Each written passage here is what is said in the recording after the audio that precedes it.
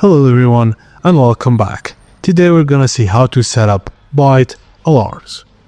Firstly, start by positioning your rod pod or branch sticks in your chosen fishing location. Ensure they are stable and secure to support your fishing rods effectively. Bobbin or swinger is crucial for maximizing the performance of your bite alarm. If it provides resistance, allowing the alarm to trigger when a fish takes the bait. To attach, push the bobbin or swinger attachment onto the screw thread of the bite alarm and secure it into the bank stick. Just a pro tip, the best quality bobbins can enhance your bite alarm's performance.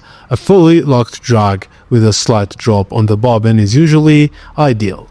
Place the bite alarm in a location that gives you easy access to its buttons and controls positioning it facing the fishing spot. With the controls facing the bank, ensure that the alarm can securely hold your rod.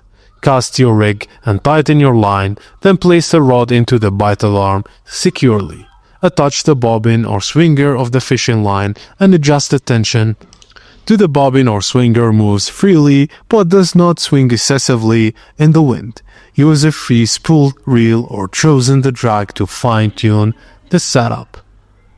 Just turn on the bite alarm using the power switch, available on the all models from budget to premium. Depending on the model, you can adjust volume, tone or sensitivity. And that's it guys, thank you for watching and please don't forget to like and subscribe for more.